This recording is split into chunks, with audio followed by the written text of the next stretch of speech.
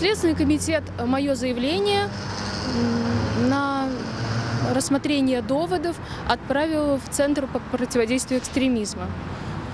Немного позже я получила ответ от ЦП о том, что информация, изложенная в моем обращении, не нашла своего объективного подтверждения.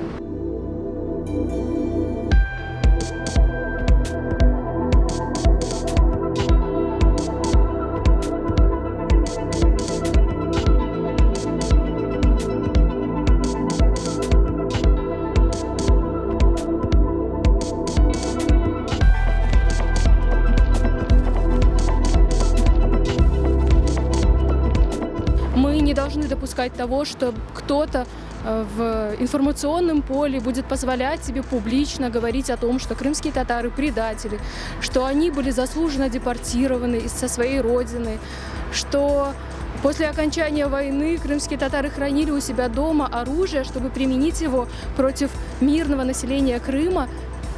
Это ли не разжигание межнациональной розни?